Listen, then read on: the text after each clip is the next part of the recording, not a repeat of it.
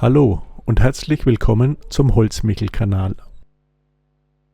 Da habe ich eine alte Bierkiste gefunden und demnächst hat ein alter Schulfreund Geburtstag. Ich kann doch diese Bierkiste nachbauen und mit einer Aufschrift versehen. Und so ist sie geworden. Wie ich die Schrift und Bild draufgebracht habe, war für mich Neuland. Mehr dazu in diesem Video. Als erstes habe ich alle Maße aufgeschrieben und eine kleine Zeichnung gemacht und zur Sicherheit nochmal nachgemessen. Ich wollte mit FreeCAD ein 3D-Modell machen, aber offensichtlich war es wieder zu lange her, sodass ich mich zuletzt endlich mit der Skizze auf Papier zufrieden gab. Für so eine kleine Bierkiste kauft man doch kein neues Holz. Da habe ich doch was da. Auf dicke hobeln musste ich sowieso, denn 13 bis 14 mm ist kein Standardmaß bei Leimholz oder Dachlatten. Bestimmte Teile waren aus Buche gemacht, denn die mussten die Last über die dünnen Schrauben aufnehmen. Die Oberfläche musste auch fein geschliffen werden, denn es sollten noch Schriften und Bild aufgebracht werden. Einige von den Brettern waren sehr staubig und es sah nach Gips bzw. Kalk aus. Das will ich den Hobelmessern nicht antun. Auch wenn es wegen der Solaranlage nichts extra kostet. Das Wasser war zu heiß. Autsch! Beim Hobeln und Zuschneiden war ich wenig effizient. Normalerweise legt man alle Bretter und Latten bereit und richtet diese ab. Abrichten bei den Weichholzbrettern war aber nicht nötig, da Leimholzbretter schon gleiche Dicke aufweisen. Die vorhandene Buche hatte allerdings mehr als die doppelte Dicke, sodass ich diese erst ablängen, aufsägen, abrichten und an der Bandsäge hätte aufschneiden sollen. Auf Formatsägen heißt, dass man erst die Längsschnitte macht, also auf Breite am Längsanschlag schneidet und dann mit dem Queranschlag ablenkt. Wie gesagt, die Buche hätte ich zuerst aufschneiden und abrichten sollen. Bei Buche hatte ich nur ein Massivholzbrett da. Das musste ich grob ablängen und einmal längs aufschneiden, denn es war in der Mitte ganz schön rund gezogen. Wenn längs die Hälfte des Brettes noch in der Breite ausreicht, verliert man mit Aufschneiden in der Mitte viel weniger Material beim Abrichten. Beim Abrichten hobelt man die Seite mit der Wölbung nach unten, denn da besteht die Gefahr des Kippens weniger. Ist die Unterseite gehobelt, hobelt man eine der Seiten am 90 Grad eingestellten Anschlag. Wenn das Brett sehr viel Material abzuhobeln hat, dann macht es Sinn, dieses in der Länge aufzuschneiden. Die abfallende Seite kann für einen anderen Zweck verwendet werden und man vermeidet große Mengen Hobelspäne. Allerdings verschleißen die Bandsägebänder bei Längsschnitten im Hartholz weitaus mehr als bei Querschnitten und die Bandführung muss optimal eingestellt sein. Die an der Bandsäge geschnittene Seite muss noch auf Dicke gehobelt werden. Bei geringen Längen gehe ich auch gerne an die Zugsäge zum Ablängen.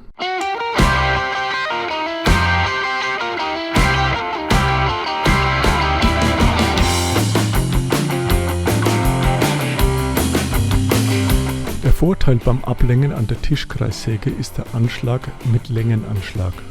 Das ist einfach wiederholgenau und effizient, wenn man mehrere gleiche Längen abzusägen hat.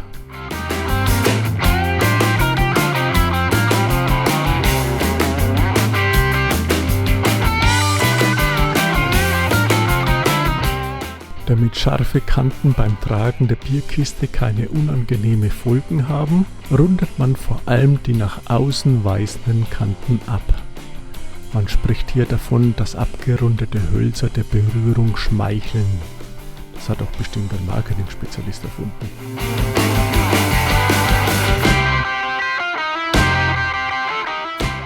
Nun gut, es ist eine Tatsache, dass abgerundete Kanten und Ecken beim Gebrauch sich viel besser anfühlen.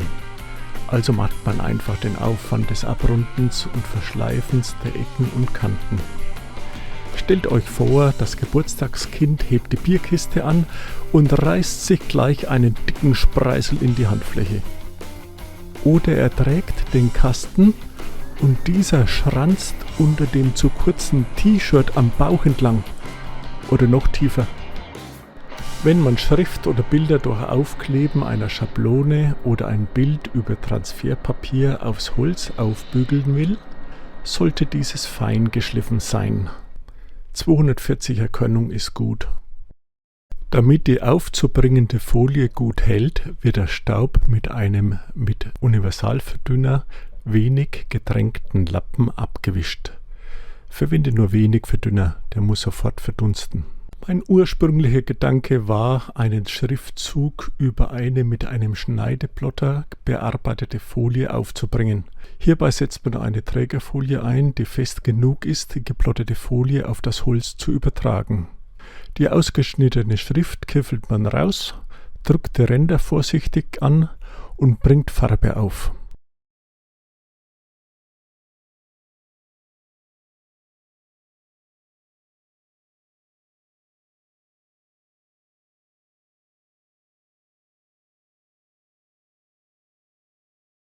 Und hier war mein Fehler. Ich dachte, ich habe doch noch Sprühdosen mit schwarzer und roter Farbe und bevor die eintrocknen, verwende ich diese. Nur dass die rote Farbe ein Lösungsmittel hatte, welches die Kunststofffolie ausgedehnt hat, so dass die rote Farbe gleich mal unter die Schablone verlief. Ich habe es versaut und meine älteste Tochter hat mir so tolle Folien geplottet. Was habe ich gelernt? Mit geplotteten Folienschablonen bekommt man saubere Kanten, wenn die verwendete Farbe den Kunststoff nicht anlöst. Die Zeit wird eng. Da habe ich auf YouTube gesehen, dass man auch Transferpapier zum Ausdrucken von Bildern auf T-Shirts auch für Holz verwenden kann. Das Transferpapier muss aber für Tintenstrahldrucker geeignet sein, wenn du so wie ich nur einen Tintenstrahldrucker hast. Das Motiv, also Schrift und/oder Bild, muss seitenverkehrt ausgedruckt werden. Wenn du mehrere Schriftzüge oder Bilder hast, so packe diese zur Nutzung des Transferpapiers auf eine Seite. Der Schriftzug bzw. das Motiv sollte mit knappen Rändern ausgeschnitten, auf das Holz platziert und mit etwas Klebeband fixiert werden. Ich habe die Erfahrung gemacht, dass das Transferpapier beim Aufbügeln auf Holz sich leicht verschieben kann, sobald die Schmelztemperatur des Transfermediums erreicht ist. Holz ist eben glatter als Textilien. Ich habe deshalb versucht, das Transferpapier mit Klebestreifen zu fixieren. Dies hat aber den Nachteil, dass der Kleber dann auf dem Holz pappt und dass das Transferpapier samt Klebestreifen verrutschen kann, sobald die Schmelztemperatur erreicht ist. Ich habe statt Klebestreifen dann Backpapier über dem Transferpapier verwendet. Trotzdem muss man vorsichtig mit den kreisenden Bewegungen über die gesamte Motivfläche sein. Auf höchster Bügeltemperaturstufe sollten 60 Sekunden ausreichen. Auch hier habe ich mehrere Versuche gebraucht, bis mir das Ergebnis gefallen hat. Die Trägerfolie kann man besser abziehen, wenn man diese mit einem nassen Lappen abkühlt und dann von einer Ecke beginnend vorsichtig abzieht. Wenn das Ganze zu heiß geworden ist, so kann man die Trägerfolie nur noch abrubbeln bzw. mit Wasserschleifpapier abschleifen. Ich habe noch einen Versuch gestartet, das auf Papier ausgedruckte Motiv mit Universalverdünnung zu übertragen. Das funktioniert nur mit Laserdrucken, da die meisten Tinten von Tintenstrahlausdrucken nicht übertragbar sind. Die Literatur schlägt auch Aceton als Lösungsmittel vor. Ich hatte gedacht, es könnte auch mit Universalverdünnung funktionieren. Nein, tat es hier nicht.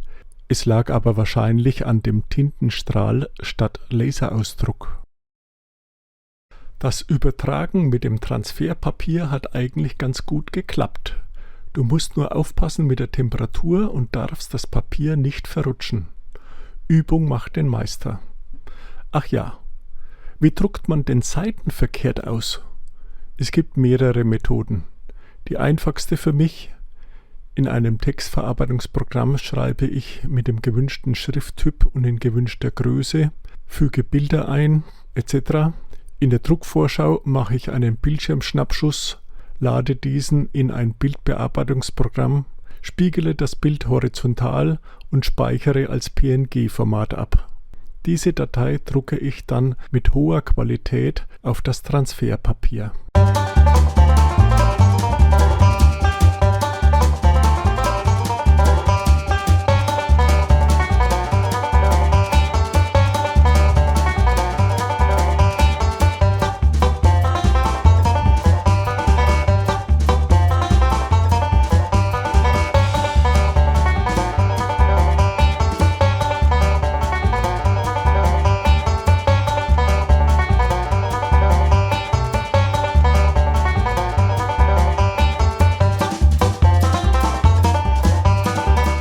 Wenn die Transferschicht durch das Aufbügeln übertragen wurde, so kannst du davon ausgehen, dass der Klebestreifen ebenfalls geschmolzen ist und nun am Holz pappt. Entferne den Kleber mit einem sauberen Lappen und etwas Universalverdünnung. Eigentlich hätte ich einen Klarlack mit der Spraydose aufbringen müssen, denn mit der Spraydose verwischt man keine Konturen, zumal ich an der einen oder anderen Ecke an nicht komplett übertragenen Stellen mit einem Filzstift nachgeholfen habe. Ich hatte aber keinen Sprühlack, also habe ich einen Schaumstoffroller genommen und vorsichtig klare Acrylatfarbe aufgerollt. Das hat ganz gut geklappt und die Konturen der Transferschicht sind danach nicht mehr so auffällig gewesen. Mit dem Schaumstoffroller entstehen kleine Bläschen. Nachstreichen mit einem weichen Pinsel lässt diese verschwinden und eine glattere Oberfläche entsteht. Nach dem Trocknen der Oberfläche konnte ich zwischenschleifen und noch einen Auftrag von Acrylatfarbe vornehmen. Die Brettchen sind sehr schmal und die Last um die 15 Kilogramm. Also müssen die Schrauben bei den schmalen Seiten genau mittig sitzen und die Brettchen mit dem Kerndurchmesser der Schraubengewinde vorgebohrt werden. Die Schrauben sollen die Brettchen ja nicht sprengen, aber dennoch festen Sitz haben.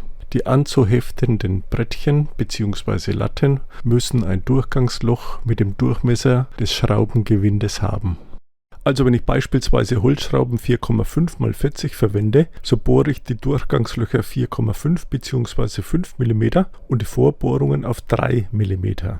Die Durchgangslöcher werden etwas gesenkt, damit der Schraubenkopf nicht übersteht. Die genaueste Methode ist, die Brettchen mit den Durchgangslöchern anzureißen und vorzustechen. Wie in Bild 1 werden diese Brettchen mit dem Durchmesser des Vorbohrers gebohrt. Wie in Bild 2 werden die vorzubohrenden Brettchen drunter gelegt bzw. die Lage bündig fixiert und über die Durchgangslöcher vorgebohrt. Die Tiefe der Vorbohrung richtet sich nach der Einschraubtiefe und in welches Material gebohrt wird. Bei Hartholz sollte man etwa 2/3 und bei Weichholz etwas mehr als die Hälfte der Einschraubtiefe vorbohren. Also bei 40er Schrauben und einer Dicke des anzuschraubenden Brettchens von 14 mm bleiben 26 mm, welche ins Material gehen. Bei Buche, also Hartholz, wird dann ca. 18 mm vorgebohrt. Wie in Bild 3 gezeigt, werden die Durchgangslöcher auf den größeren Durchmesser aufgebohrt und gesenkt. Die Lage zueinander wird noch einmal kontrolliert und nun können die Brettchen fest miteinander verschraubt werden. Ziemlich aufwendig, aber es passt und hält dann. Wenn die Kiste zusammengebaut ist und ein gewisser Anspruch an die Oberfläche gestellt wird, so wird an allen Seiten nochmals Acrylatfarbe aufgepinselt. Nach dem Trocknen wird auch wieder geschliffen. Zum letzten Mal.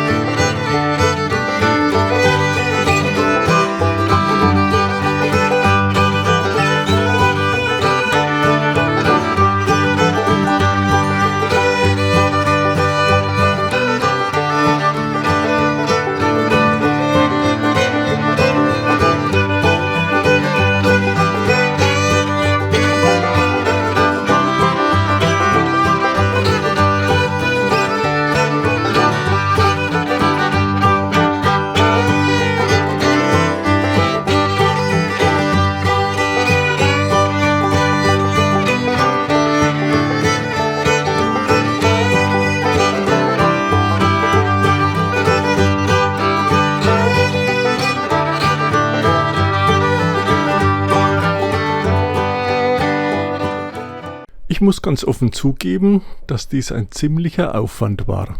Aber Arbeiten, die zum ersten Mal gemacht werden, brauchen ihre Zeit. Es ist schön geworden. Und das Geburtstagskind hat sich nicht nur über den Inhalt der Bierkiste gefreut. Somit war es für mich auch eine Freude.